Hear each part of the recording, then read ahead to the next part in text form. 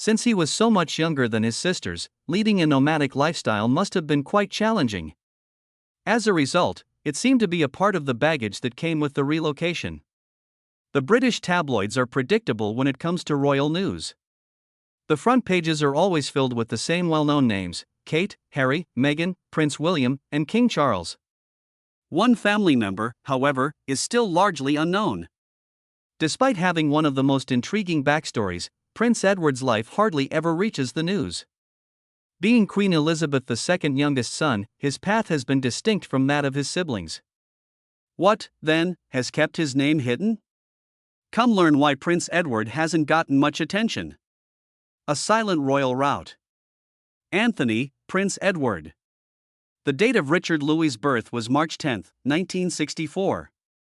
The youngest of Queen Elizabeth II and Prince Philip's 4 children, he was born in London at Buckingham Palace. His siblings were already well established on their respective paths when he was born. The family was warmly excited about Edward's arrival. But because of one peculiar choice his mother made that morning, he would stand out from the start. Queen Elizabeth invited Prince Philip to attend the birth. This was nothing short of astonishing at the moment. In Britain, fathers, especially royal fathers, were not supposed to be present during births. Actually, prior to Philip, no British royal consort had assisted in the birth of his kid. Traditionally, the delivery room remained a private, all-female area reserved for doctors and nurses, while males waited elsewhere in the palace or hospital, pacing uneasily. Elizabeth, however, who was not only queen but also a young lady shaped by her era, demanded Philip's presence. The early 1960s culture served as some inspiration for this action. Articles urging males to assist with birthing had started to appear in women's periodicals. Although the concept was novel and frequently disapproved of, it represented a world that was evolving. Allowing Philip entry was Elizabeth's way of expressing that family might defy convention, as she had frequently carried the burden of tradition. The opportunity was welcomed by Philip, who had long desired to live nearer to his children. It has been recalled as a minor but significant turning point. It demonstrated that transformation was possible even in the most conventional of families. And for Edward, who was born in those conditions, it was virtually a prelude to the course of his life. Unlike his siblings, he would never fully fit the royal mold. His narrative wasn't meant to garner attention or make countless headlines. Rather, it was about forging a more subdued route that was frequently invisible but yet significant. His siblings were a big shadow, of course. The public and media closely followed Charles's every action as the heir apparent to the throne, and rapidly developed into a strong-willed young lady who loved horses and had a keen sense of character. Despite being younger than Charles and Andrew garnered a fair amount of attention as the family's mischievous member. In spite of everything, Edward moved stealthily into his position. Less talked about, less noticed. His arrival was not celebrated with the same fervor as Andrew's in 1960 or Charles's in 1948, even in birth announcements and media coverage. It was just reality, not carelessness. 3 royal children had previously been born to the country. It wasn't shocking, but it was nice to hear another prince. Historians frequently observe that the tone of his life was encapsulated in that very beginning. Yes, she was a royal, but she wasn't a headline maker. A man who lives out of the spotlight but is shaped by odd events. His siblings' names are still more well known to many people today. However, the first indication that Edward's story would be different from the others came at the time of his birth, when his father's revolutionary presence was evident. Edward is frequently forgotten when people think of the Queen's children because of that introduction to royal life. However, it becomes evident as his adventure progresses that his more subdued position was never meaningless. The monarchy was still characterized by formality and distance in the 1950s, when Charles and Anne were growing up. The Queen had little time with her first 2 children and was juggling the demands of her new position.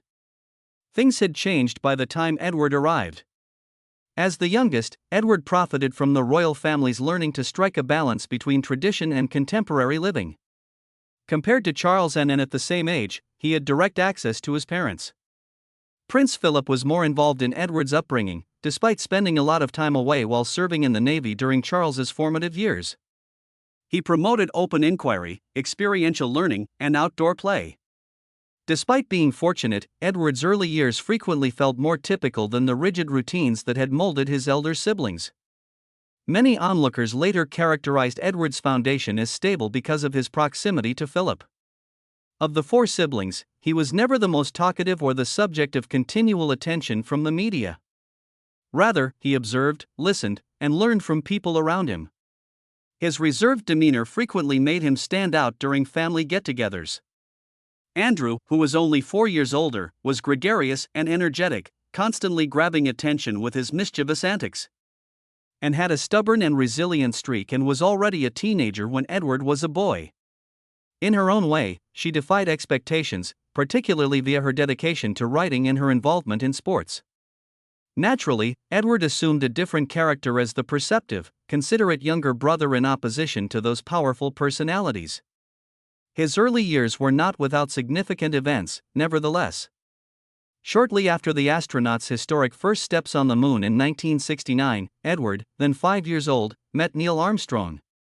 It was unforgettable to meet the man who had accomplished something no human had ever accomplished before. It inspired a lifelong admiration for outstanding human accomplishment in Edward. That sense of awe at those who crossed boundaries remained with him even if he would never pursue science or space himself. His appreciation for success without having to be the center of attention became ingrained in his mindset. The evolving role of the monarchy itself also contributed to Edward's more open modern royal upbringing.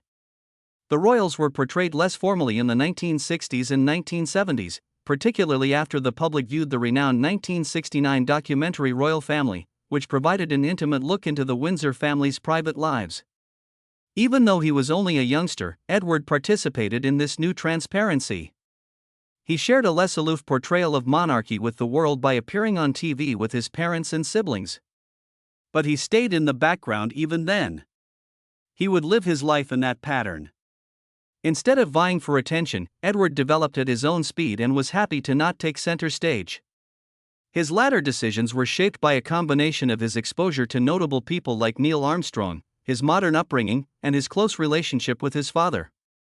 He would soon find his own stage as those decisions took shape during his academic years, starting at Gordonstoun and continuing beyond.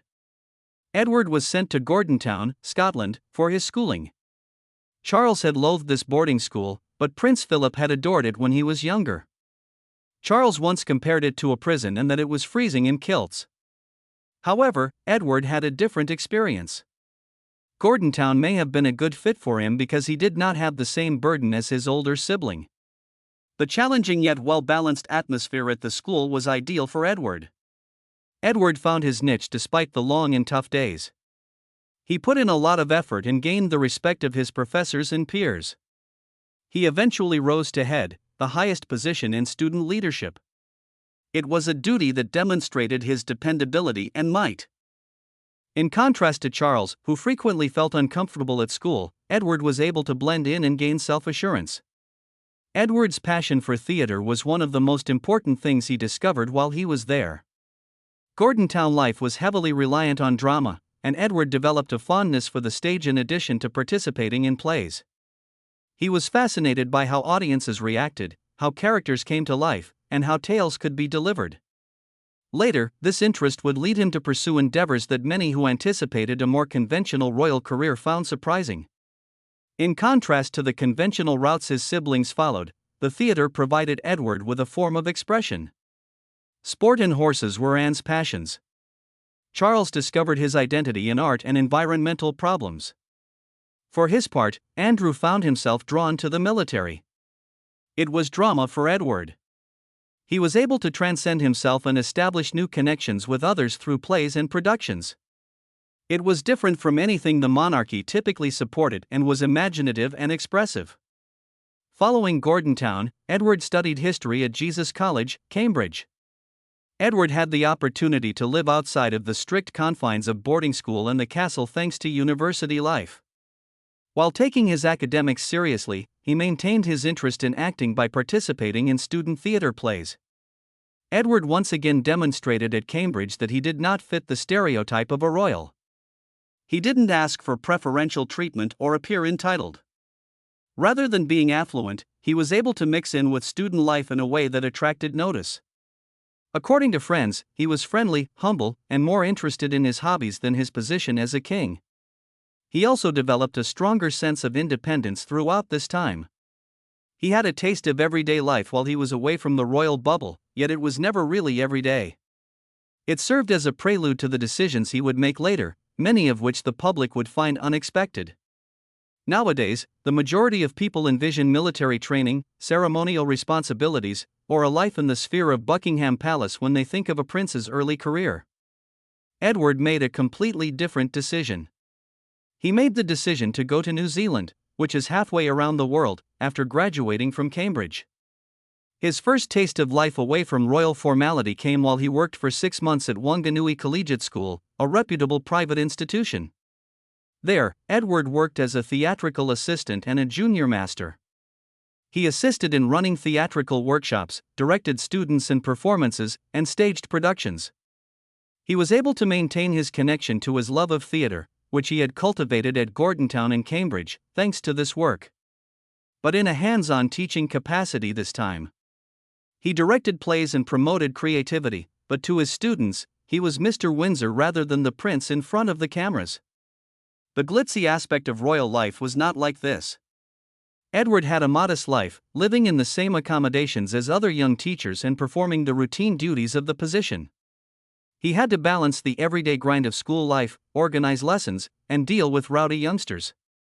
His pupils recalled him as a personable individual who had a genuine desire to assist others in their education, rather than as a member of the royal family. His dedication to the work was far more important there than his status. The most notable aspect of his stay in New Zealand was how different it was from the strict expectations he had back home. He had more freedom to go about Wanganui streets than he had in Britain. He got a taste of what life was like outside the royal bubble thanks to that freedom. This minor but significant departure from tradition strengthened his sense of self-reliance. His perspective was likewise widened by the event.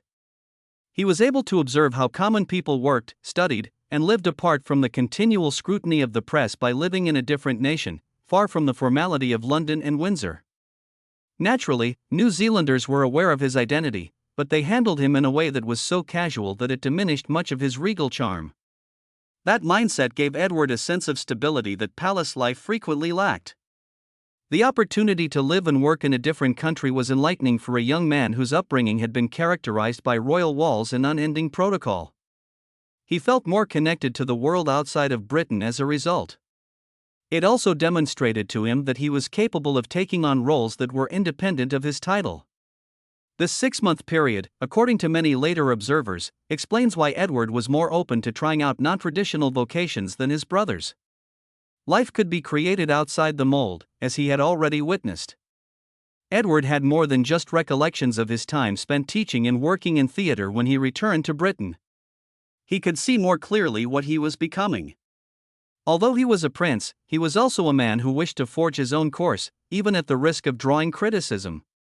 He would soon face another challenge as a result of his desire. The soldiers outside the crown this time. One route that looked nearly difficult to avoid for a royal son was the military, particularly in the 1980s. When Prince Edward enlisted in the Royal Marines, a corps renowned for its roughness and exceptional reputation, he carried on this legacy. The decision was not unexpected. His father, Prince Philip, had dedicated a large portion of his life to serving in the Navy. Although less suitable, Charles had served in the Navy, and his brother Prince Andrew was renowned for being a fearless pilot. Edward's decision to join the Marines seemed like the appropriate course of action to many. However, Edward was never as well off as his brothers. It was hard training with the Marines. The physical demands, the discipline, and the overall tenacity of it all contrasted sharply with Edward's personality and passions. He preferred a theater practice space over a parade ground, and he was sensitive and artistic. Only a few months into the course, in 1987, he made a choice that shocked the palace and the public. He gave up. Before leaving, he had barely finished roughly 1/3 of the training. It was a gift to British media. At the time, headlines were brutal. Newspapers characterized his departure as a dishonor to the monarchy, even a source of embarrassment. In a household where service is valued, it seemed nearly unimaginable for a young prince to forsake his duties. The narrative that Edward was different from his siblings was fueled by the story's rapid dissemination. Not a brave explorer, not a soldier, but something else. The disappointment was even harsher within the family.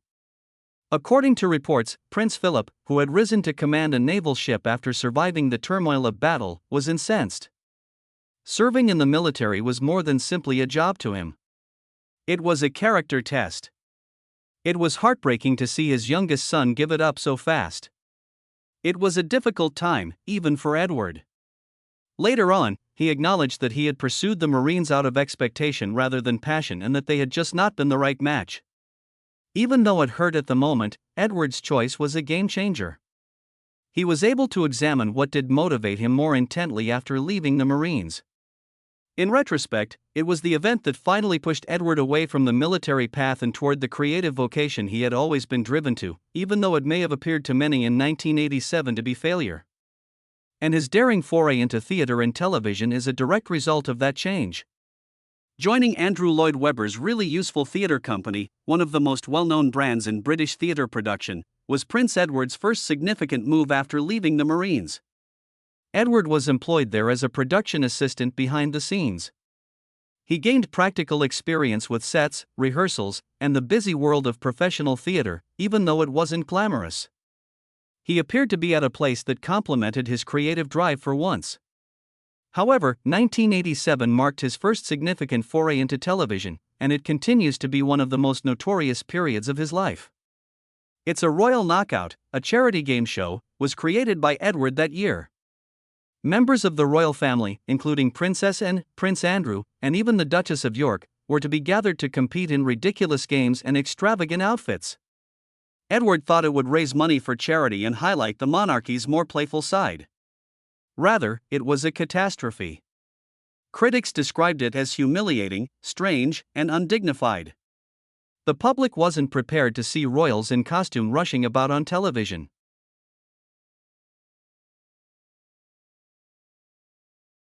The initiative solidified Edward's status as the odd man out of the family, and the media constantly made fun of him. Edward persisted, nevertheless. He established Ardent Productions, his own production firm, in 1993.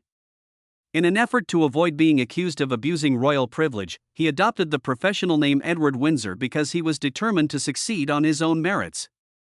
The company specialized in cultural programming and documentaries, and Edward threw himself wholeheartedly into the task.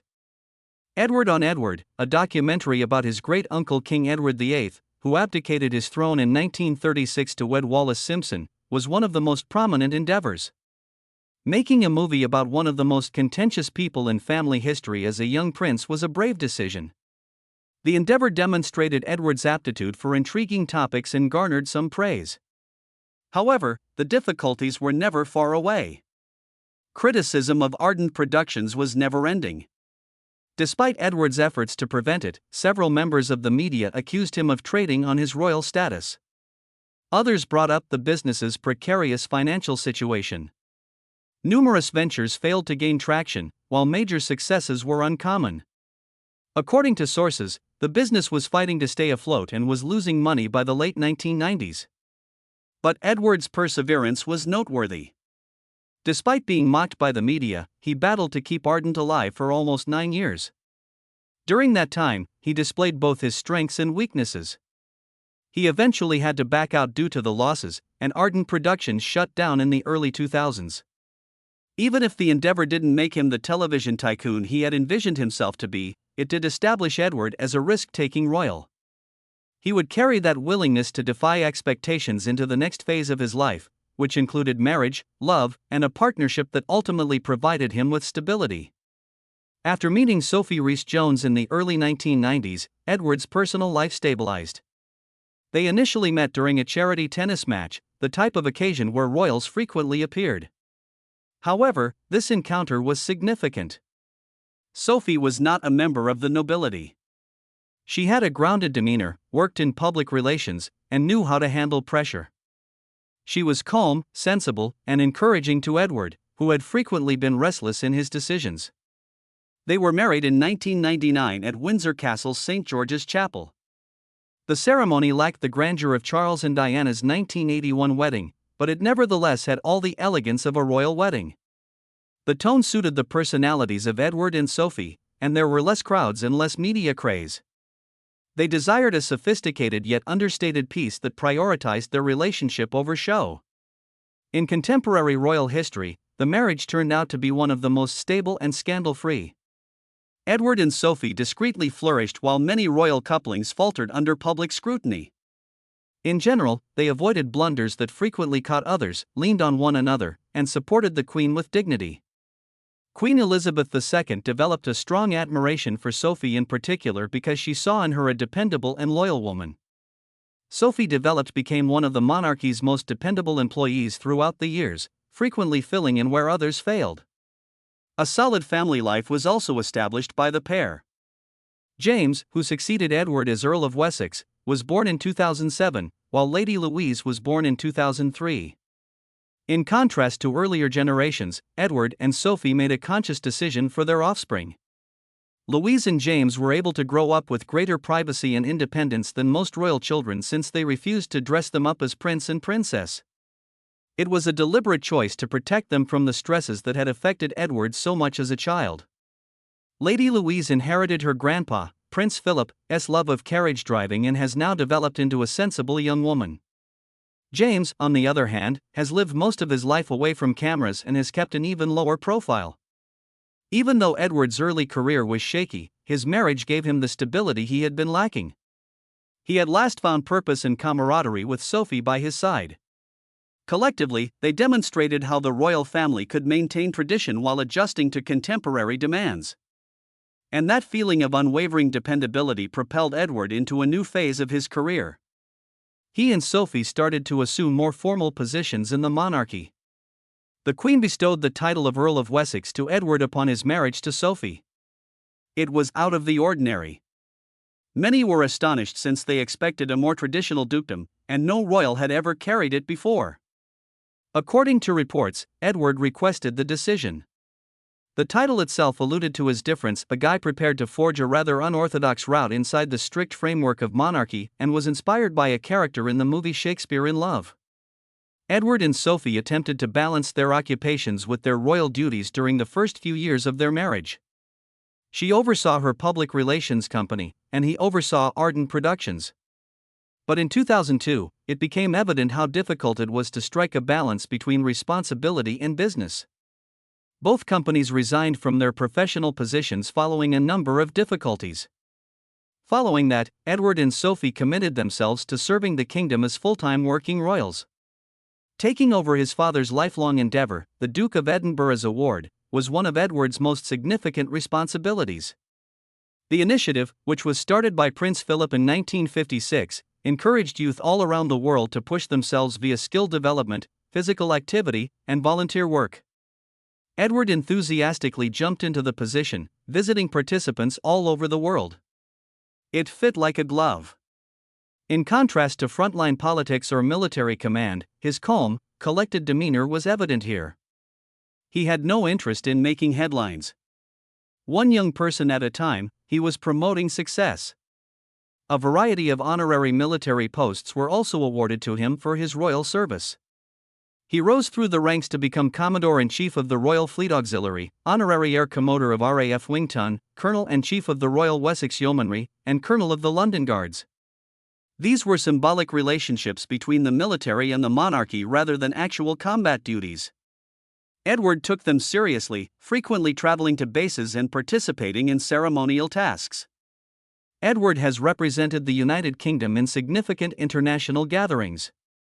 His constant presence has been helpful, especially at times when William or Charles were overburdened by obligations or health issues. The fact that Edward most recently attended Pope Leo XIV's inauguration in 2025 serves as a reminder that he is frequently the prince chosen for important but less public events. His trip is also indicated by the changes in his titles. Prince Philip had long hoped that his youngest son would inherit the title, and in 2023, King Charles officially bestowed it on Edward. It was more than an honor for Edward. It was an acknowledgement that he had completely assumed his father's position and continued a tradition of commitment and service.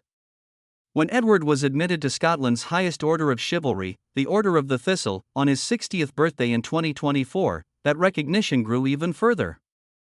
It was an uncommon honor bestowed for individuals who have demonstrated exceptional devotion to the country. Although he isn't the family's most visible member these days, Edward is one of the most trustworthy. Edward frequently fills in the gaps caused by King Charles's illness or Prince William's hectic schedule. He has evolved into the steady hand, the trustworthy person who makes sure the work gets done without drawing attention to himself. His role has only become more significant as the monarchy deals with new challenges in the modern day, demonstrating that often the most subdued royals make the biggest impressions. Has Prince Edward's journey ultimately increased his reputation, or has it unfairly kept him out of the spotlight in comparison to the other members of the royal family? Leave a comment below with your opinions. Hearing them would be wonderful. For more, don't forget to subscribe, like, and share. Additionally, click the next video that appears on